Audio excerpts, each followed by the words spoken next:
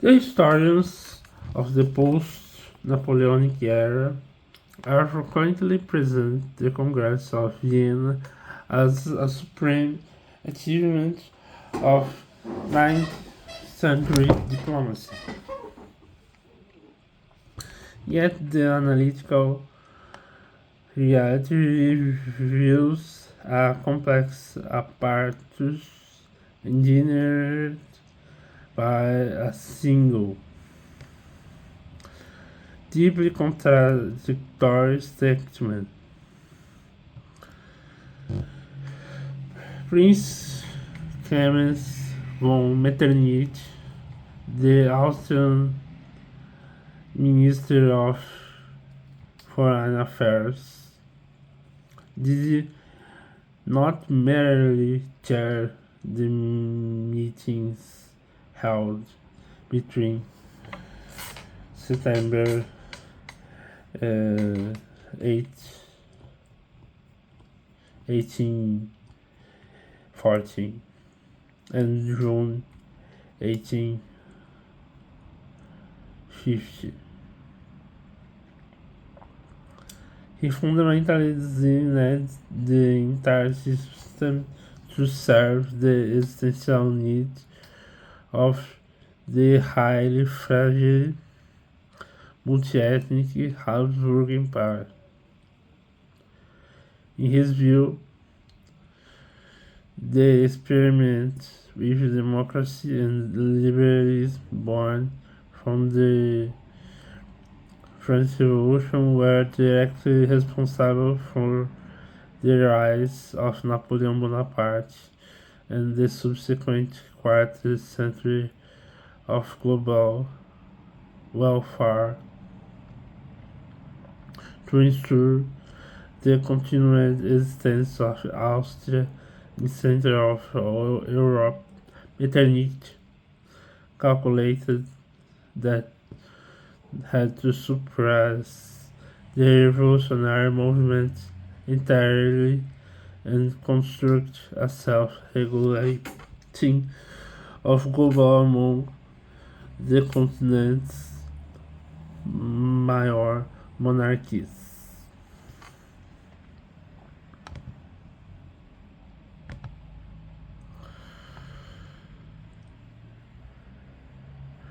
To understand the mechanism of his statecraft,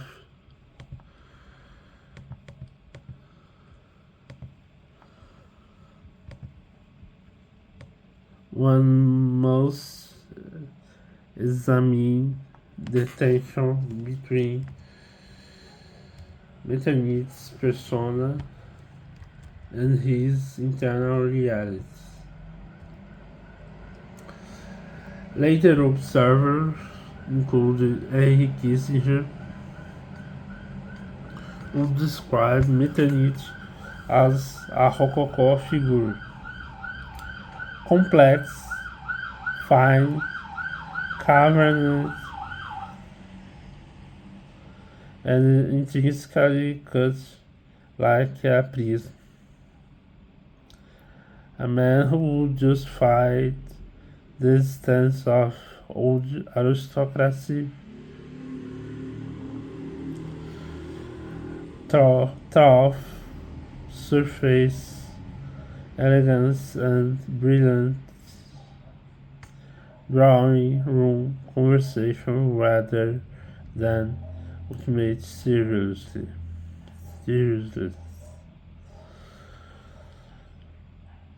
This deliberate cultivation of a brilliant, unshakable facade masked severe personal vulnerabilities than actively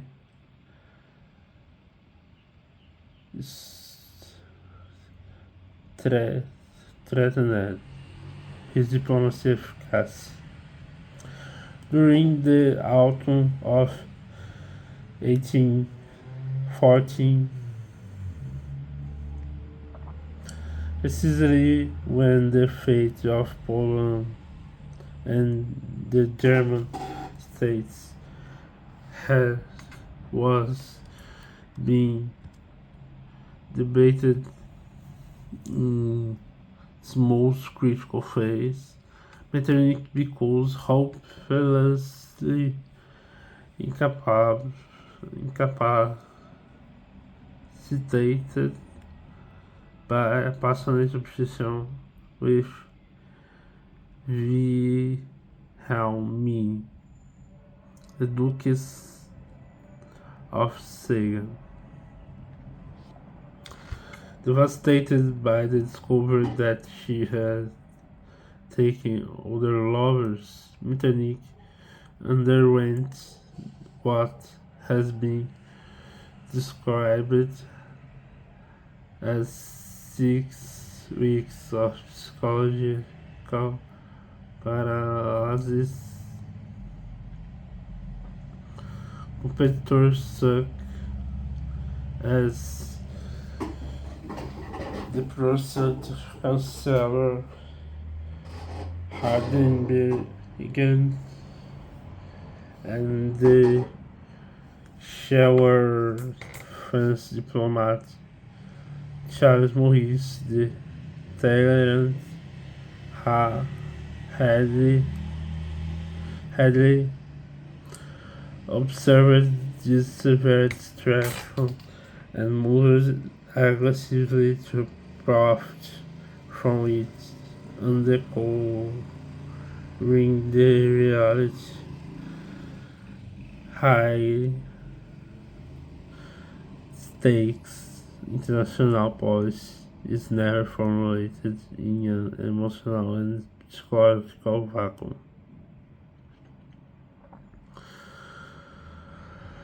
Long before the legates arrived into the Austrian capital, Metternich had demonstrated a profound capacity for manipulating personal and political relations to secure the imperial survival. Following the disastrous Austrian defeat of the Battle of Vienna in 1809, he accepted a role as Minister of State to negotiate peace terms with France, eventually assuming full control of the foreign ministry. He orchestrated a strategic marriage of Napoleon to the Austrian Archduchess Marie-Louise in 810. I'm to buy time for the Austrian state to rearm and recover its military posture. This policy calculated the tenth allowed Metternich to preserve Austrian neutrality during the campaign of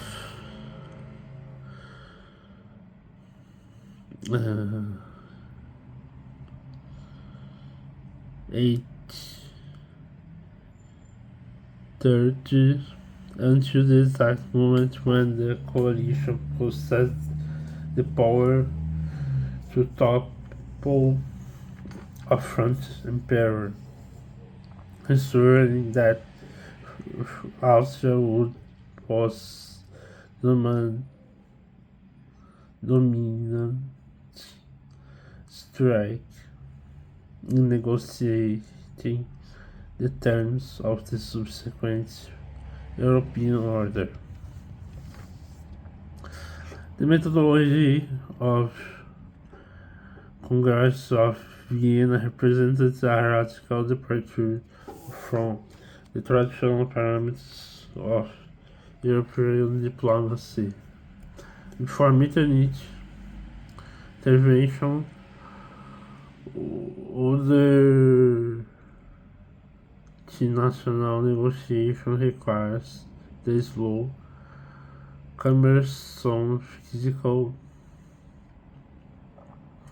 exchange of paper notes between isolated capitals, a process that frequently resulted in miscommunication and perpetuation of localized rivalities.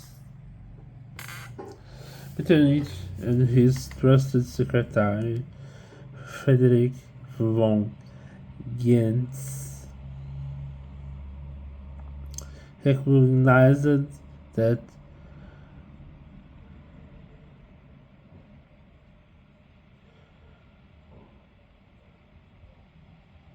the sheer volume of territorial disputes generated by the collapse of Napoleon Empire, requiring a highly concentrated face-to-face forum where stakeholders could interact simultaneously. The historical record indicates that the Congress of Vienna has never intended to operate a formal plenary session. There were no grand assembly where the hundreds gathered representatives voted on the future of the continent. Instead, Metternich established a framework where the core decisions were strictly monopolized by the great powers, Austria, Great Britain, Russia, and Prussia, with France eventually gaining a through diplomatic maneuvering.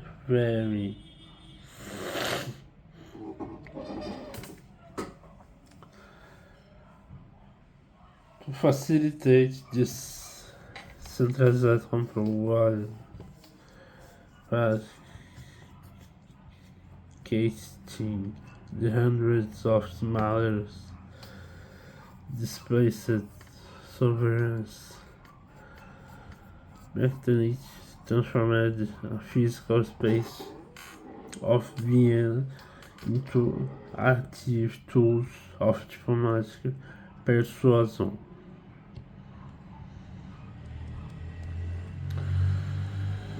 The salons of Vienna functioned as vital venues for the informal exchange of views, allowing diplomats to assess on another's intentions without reading for or of formal protocol.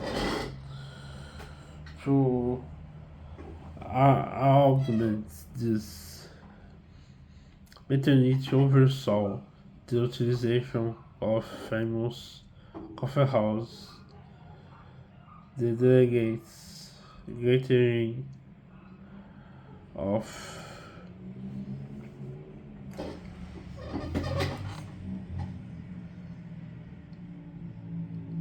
over Viennese melange to forge alliances and discuss strategies in the semi-public setting.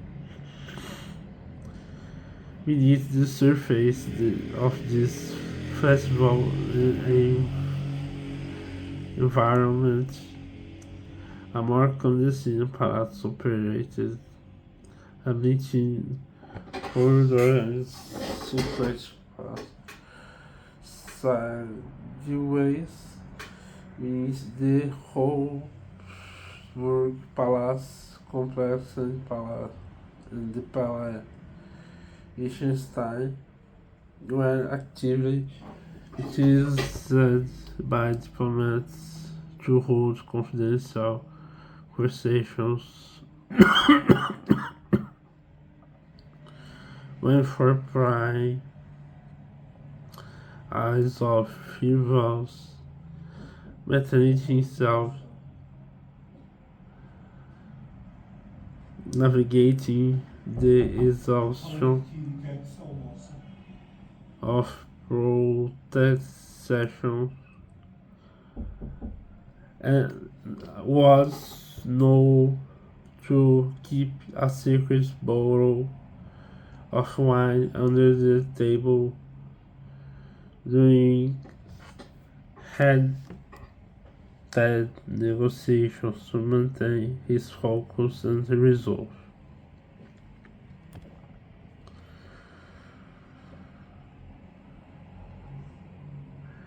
The primary threat to Metternich vision of equilibrium was not resurgent France, but aggressive territorial ambition of coalition partners. The resulting Polish-Saxon crisis served as the defining test of Metternich's statecraft, of the ultimate crucible in which the concept of Europe was for dead.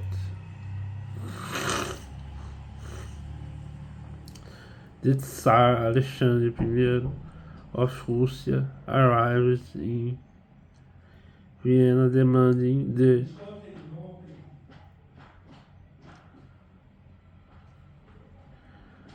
creation of a unified kingdom of Poland under his direct imperial rule, which would project Russian military powers deep into Central Europe to secure the necessary support. The Tsar allied himself with King Frederick III of Prussia, who demanded the total annexation of Kingdom of Saxony as compensation for the lands Prussia lost during the Napoleonic Wars.